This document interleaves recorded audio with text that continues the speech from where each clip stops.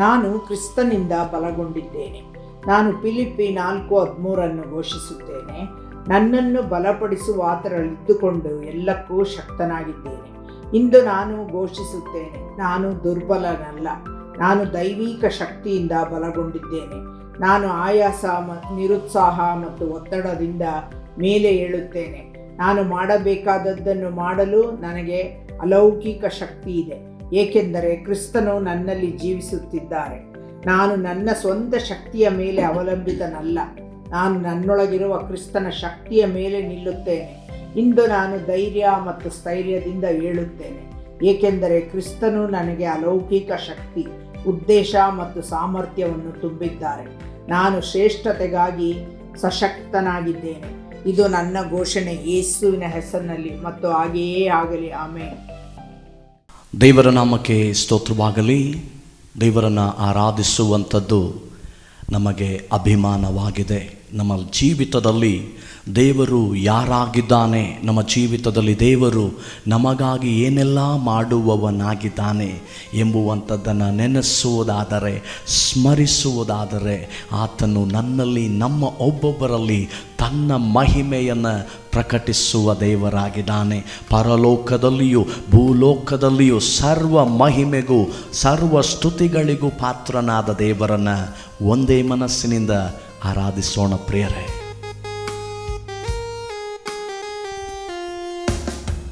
ಪರಲೋಕದಲ್ಲಿ ಇರುವ ತಂದೆ,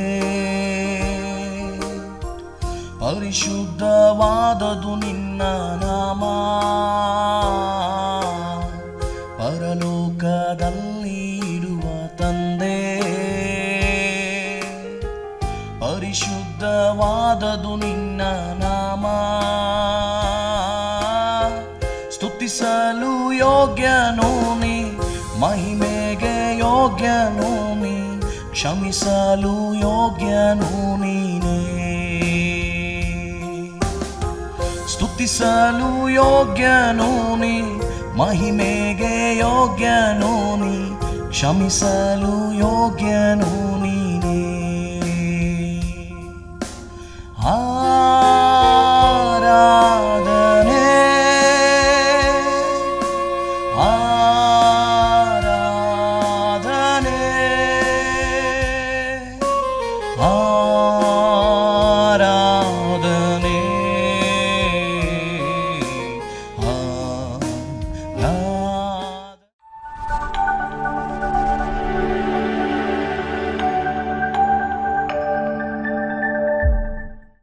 Praise the Lord.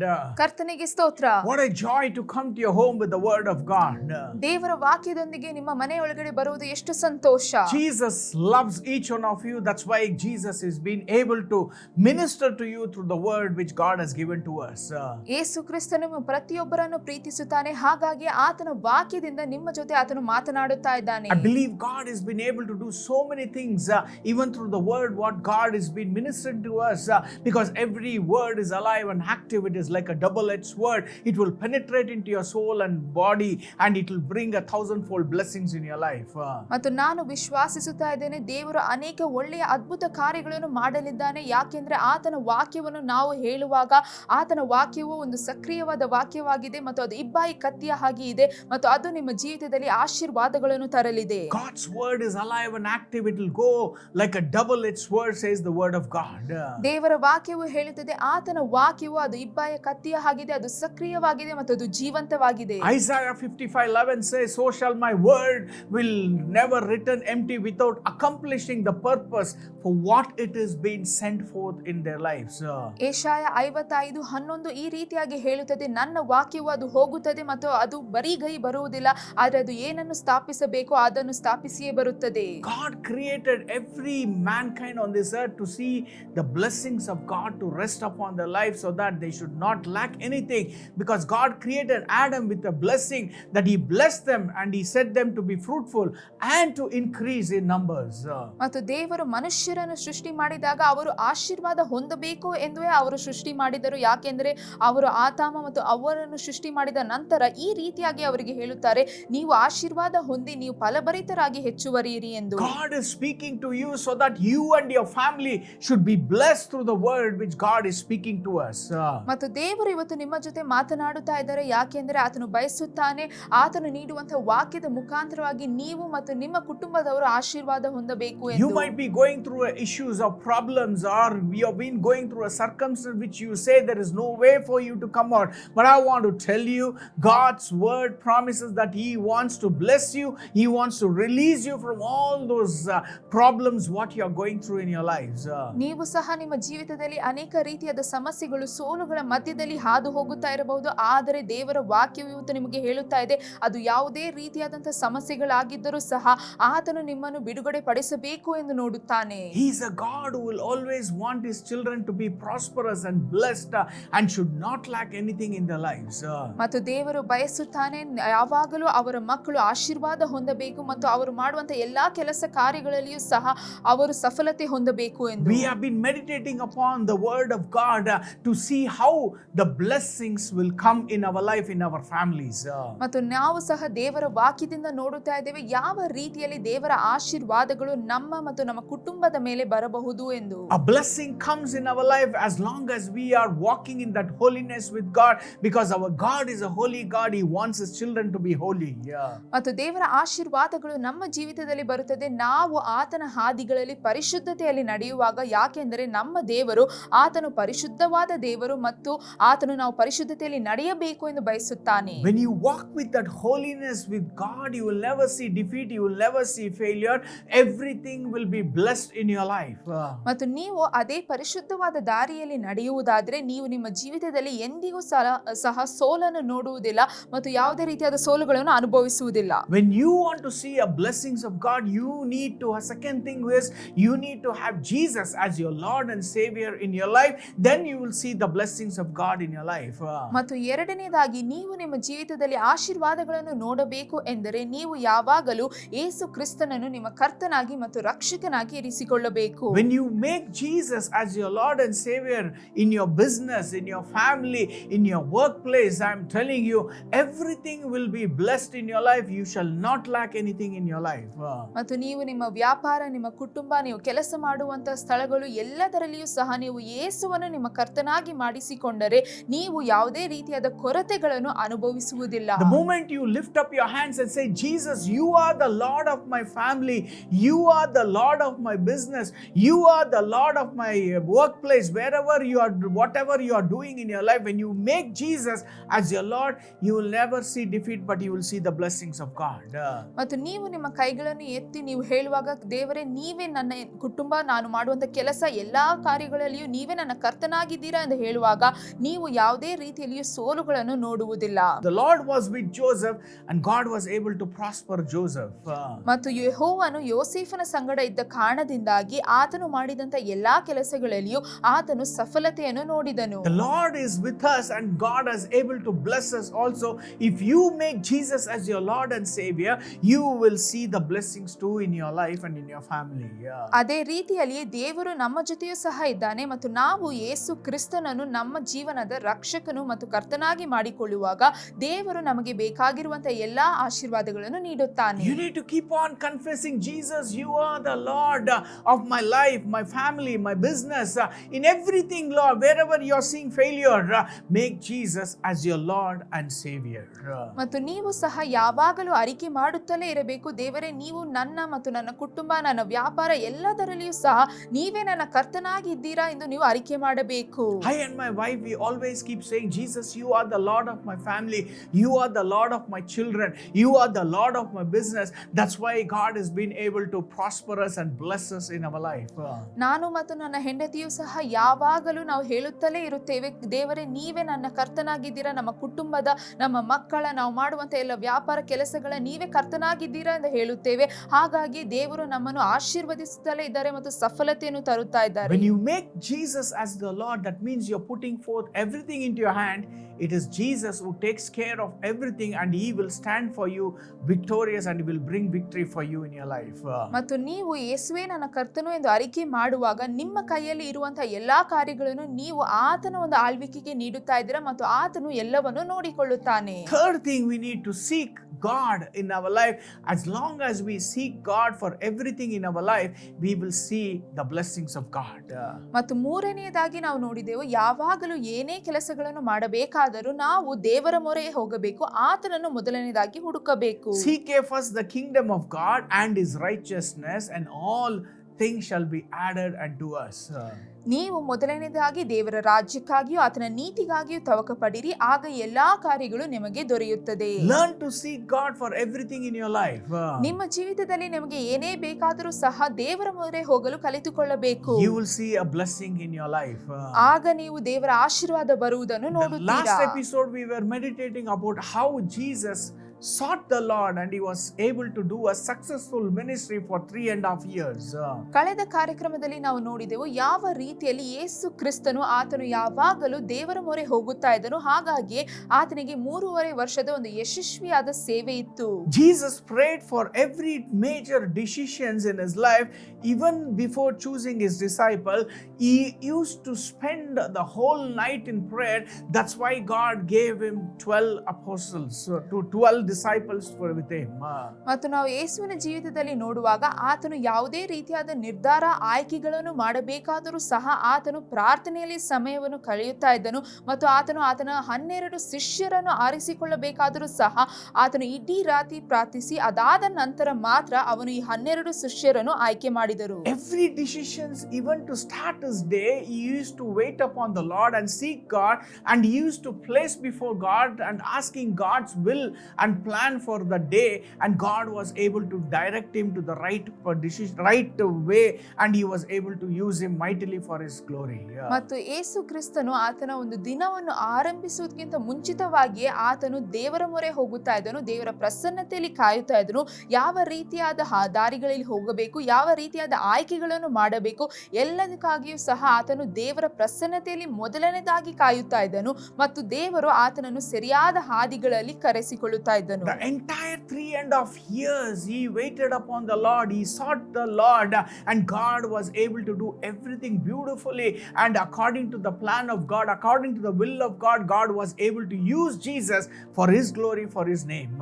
ಮತ್ತು ಯೇಸು ಕ್ರಿಸ್ತನು ಆತನು 3.5 ವರ್ಷಗಳ ಕಾಲ ಪ್ರತಿ ದಿನವೂ ಸಹ ಆತನು ಮೊದಲನೆಯ ಒಂದು ಸ್ಥಾನವನ್ನು ದೇವರಿಗೆ ನೀಡಿದ ಕಾರಣದಿಂದಾಗಿ ಮತ್ತು ಆತನಿಗಾಗಿ ಕಾಯುತ್ತಾ ಇದ್ದ ಕಾರಣದಿಂದಾಗಿ ದೇವರು ಸುಂದರವಾದ ರೀತಿಯಲ್ಲಿ ಆತನ ಒಂದು ಜೀವನವನ್ನು ಸೇವೆಯನ್ನು ನಡೆಸಲು ಸಾಧ್ಯವಾಯಿತು ಮತ್ತು ಯಾವ ರೀತಿಯಲ್ಲಿ ದೇವರು ಆತನನ್ನು ಉಪಯೋಗಿಸಬೇಕು ಎಂದು ಅಂದುಕೊಂಡಿದ್ದನೋ ಆ ಯೋಜನೆಯ ಪ್ರಕಾರವಾಗಿ ಆತನನ್ನು ನಡೆಸಿಕೊಂಡನು. Luke chapter 6:12 says he went out to mountainside to pray and spent the night praying to God. ಲೂಕ 6:12 ಈ ರೀತಿಯಾಗಿ ಹೇಳುತ್ತದೆ, ಆ ದಿವಸಗಳಲ್ಲಿ ಆತನು ಪ್ರಾರ್ಥನೆ ಮಾಡುವುದಕ್ಕಾಗಿ ಬೆಟ್ಟಕ್ಕೆ ಹೋಗಿ ರಾತ್ರಿ ಎಲ್ಲವೂ ಪ್ರಾರ್ಥನೆಯಲ್ಲಿಯೇ ಕಳೆಯುತ್ತಾ ಇದ್ದನು. He didn't pray only in the morning, but even in the night he went and submitted himself to God for all that whatever he did for the glory of God.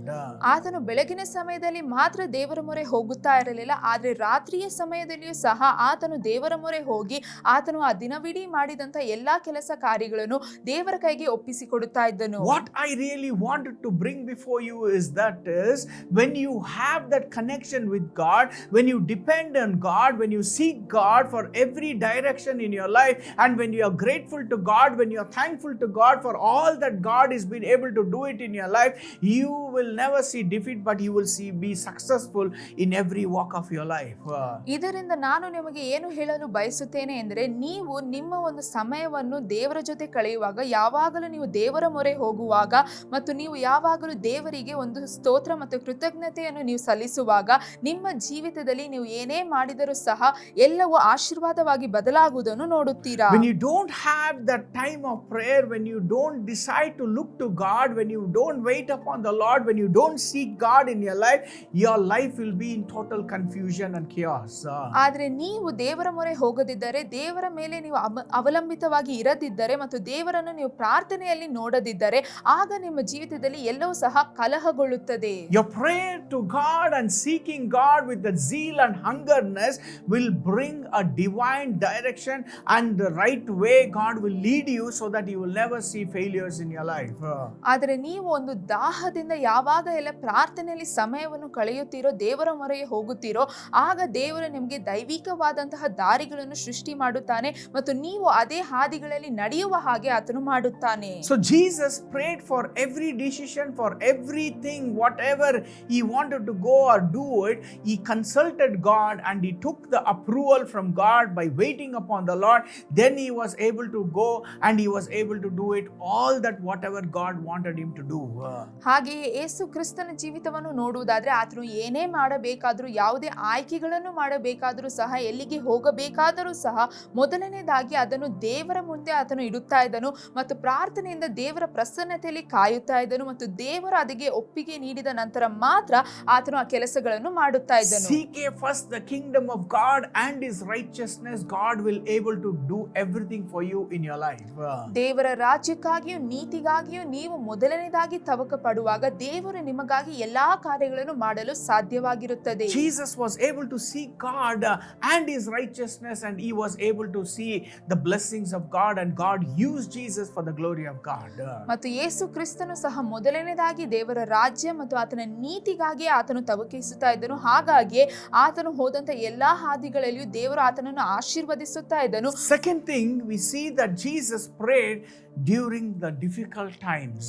ಮತ್ತು ಎರಡನೇದಾಗಿ ನಾವು ನೋಡುತ್ತೇವೆ, ಕಷ್ಟಕರವಾದಂತ ಸಮಯದಲ್ಲಿ ಯೇಸು ಕ್ರಿಸ್ತನು ಪ್ರಾರ್ಥಿಸುತ್ತಾ ಇದ್ದನು. When difficult times came, he knew that only God can be able to help him out in that deep agony and suffering what Jesus was about to go. He went and fell at the feet of God and he cried out to God. ಮತ್ತು ಯೇಸು ಕ್ರಿಸ್ತನು ಆತನ ಜೀವಿತದಲ್ಲಿ ಎಷ್ಟೇ ಕಷ್ಟಕರವಾದ ದಿನಗಳ ಮಧ್ಯದಲ್ಲಿ ಹೋಗುತ್ತಾ ಇದ್ದರು, ಎಷ್ಟೇ ನೋವು ಆತನ ಜೀವಿತದಲ್ಲಿ ಬಂದರೂ ಸಹ, ಆ ಎಲ್ಲಾ ಸಮಯದಲ್ಲಿಯೂ ಆತನು ಮೊದಲನೇದಾಗಿ ದೇವರ ಬಳಿ ಹೋಗುತ್ತಾ ಇದ್ದನು. ಯಾಕೆಂದರೆ ಆತನಿಗೆ ತಿಳಿದಿತ್ತು ದೇವರು ಮಾತ್ರ ಆತನಿಗೆ ಆ ಸಮಯದಲ್ಲಿ ಸಹಾಯ ಮಾಡಲು ಸಾಧ್ಯವೆಂದು. When difficult situation arose in front of Jesus, he went and knelt before God and he cried in agony, and God was able to take total control and God was able to lead him as per his will. ಮತ್ತು ಆತನು ಯಾವಾಗೆಲ್ಲ ಆ ಒಂದು ನೋವಿನ ಹಾದಿಯಲ್ಲಿ ನಡೆಯುತ್ತಾ ಇದ್ದನೋ, ಆತನು ಯಾವಾಗಲೂ ದೇವರ ಪ್ರಸನ್ನತೆಗೆ ಹೋಗಿ ಮೊಣಕಾಲೂರಿ ಆತನು ದೇವನ ಬರೀ ಎಲ್ಲವನ್ನು ಹಂಚಿಕೊಳ್ಳುತ್ತಾ ಇದ್ದನು. ಹಾಗಾಗಿ ದೇವರು ಆತನು ಹೋಗುತ್ತಾ ಇದ್ದ ಎಲ್ಲ ಕಷ್ಟಕರವಾದ ಸನ್ನಿವೇಶಗಳ ಮಧ್ಯದಲ್ಲಿಯೂ ಸಹ ಬಿಡುಗಡೆಯನ್ನು ನೀಡಿ ಆತನನ್ನು ಆತನ ಯೋಜನೆಯ ಪ್ರಕಾರವಾಗಿ ನಡೆಸುತ್ತಾ ಇದ್ದನು. When Jesus went through problems, he never ran away, but he went to God. Today, when you are going through a problem, when you are going through a situation, you don't need to run away from God, but you need to wait upon God and look to God for his decision and for his plan and for his will in your life.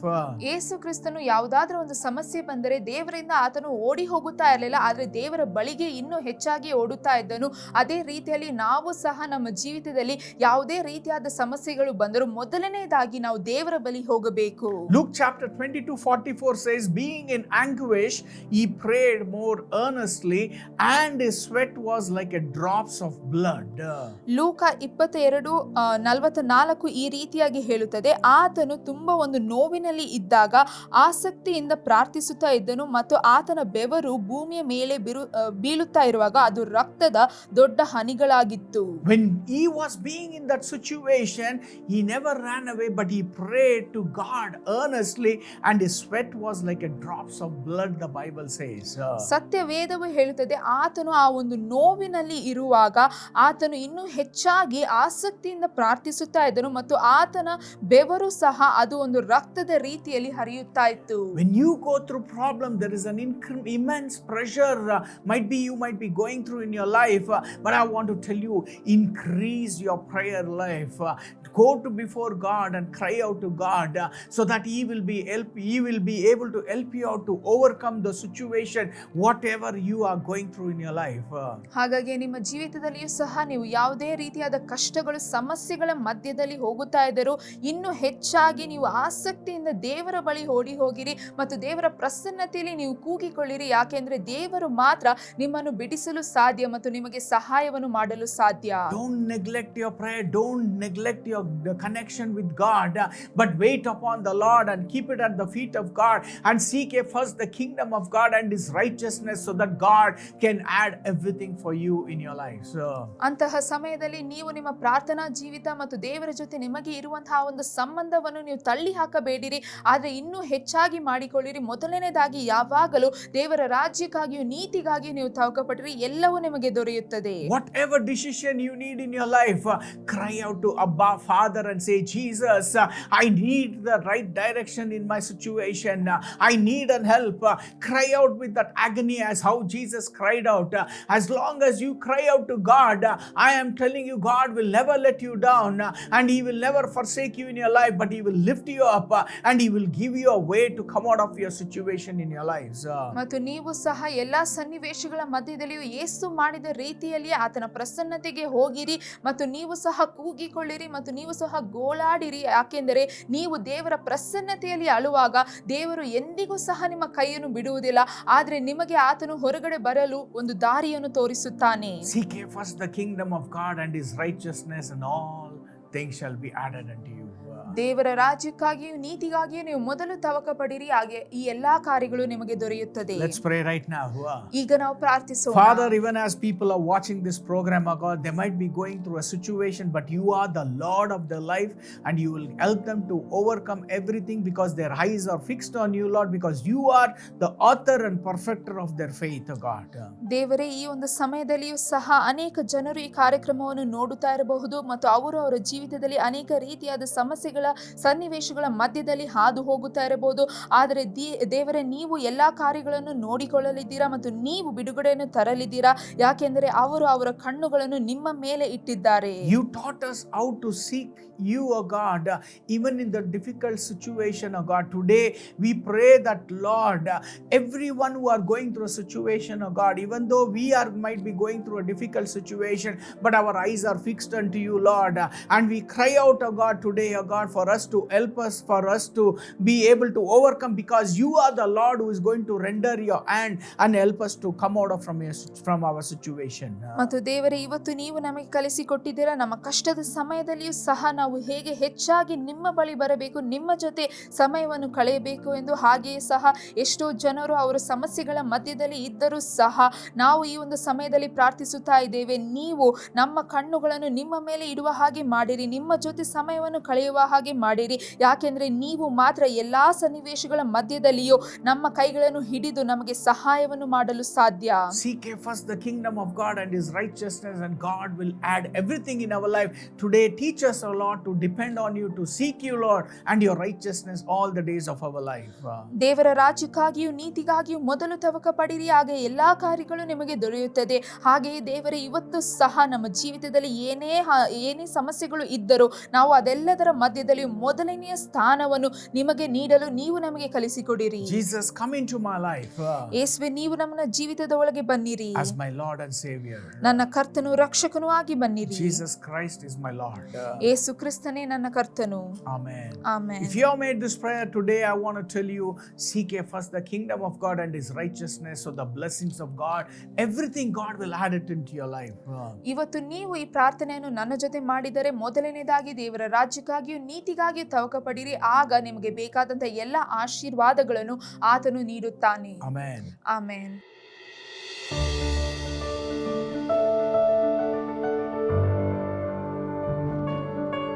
We're going to pray for the people who are in sickness. ಮತ್ತು ಎಷ್ಟೋ ಜನರು ರೋಗದಲ್ಲಿ ಇದ್ದಾರೆ, ಅವರಿಗಾಗಿ ನಾವು ಪ್ರಾರ್ಥಿಸಲಿದ್ದೇವೆ. Our God is a God of miracles. ನಮ್ಮ ದೇವರು ಅದ್ಭುತದ ದೇವರು. Even as I'm praying, God is showing me there are so many people who are going through hearing problem. They have been deaf in 1 year, they have been deaf in 2 years. From so many years, you are not able to hear. Even though you have been able to use those machines today, God is going to open your deaf ears. Get ready. You are going to receive a brand brand new year as we pray in Jesus' name. ಮತ್ತು ದೇವರು ನನಗೆ ತೋರಿಸುತ್ತಾ ಇದ್ದಾರೆ, ಎಷ್ಟೋ ಜನರು ಇದ್ದೀರಾ, ನಿಮಗೆ ಕಿವಿ ಕೇಳಿಸಿಕೊಳ್ಳಲು ಸಾಧ್ಯವಾಗುತ್ತಾ ಇಲ್ಲ. ಅದು ಒಂದು ಕಿವಿಯಲ್ಲಿ ಆಗಿರಬಹುದು, ಇಲ್ಲಾಂದ್ರೆ ಎರಡು ಕಿವಿಯಲ್ಲೂ ಆಗಿರಬಹುದು. ಏನೋ ಒಂದು ಸಮಸ್ಯೆ ಇದೆ ಮತ್ತು ನೀವು ಮೆಷಿನ್ಗಳನ್ನು ಬಳಸುತ್ತಾ ಇರಬಹುದು. ಆದ್ರೆ ಇವತ್ತು ಯೇಸುವಿನ ನಾಮದಲ್ಲಿ ನಾವು ಪ್ರಾರ್ಥಿಸುವಾಗ ದೇವರು ನಿಮಗೆ ಹೊಸ ಕಿವಿಗಳನ್ನು ನೀಡಲಿದ್ದಾರೆ. Within 1 or 2 minutes, I'm telling you, your ears will open for the glory of God. I'm telling you, get ready for your miracle. And once your ears are open, I want you to check it.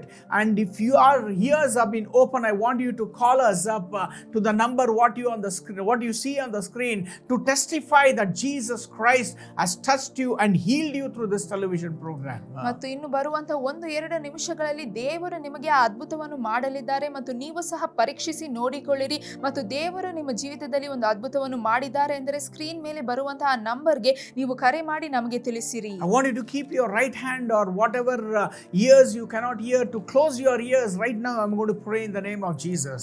ಮತ್ತು ಈಗಲೂ ಸಹ ನೀವು ನಿಮ್ಮ ಕೈಗಳನ್ನು ತೆಗೆದುಕೊಂಡು ಯಾವ ಕಿವಿ ನಿಮಗೆ ಕೇಳಿಸುತ್ತಾ ಇಲ್ಲವೋ ಅದನ್ನು ನೀವು ಮುಚ್ಚಿಕೊಳ್ಳಿರಿ ಮತ್ತು ನಾನು ಈ ಸಮಯದಲ್ಲಿ ಪ್ರಾರ್ಥಿಸಲಿದ್ದೇನೆ. He is a God who can create a brand new ears as we pray in the name of Jesus.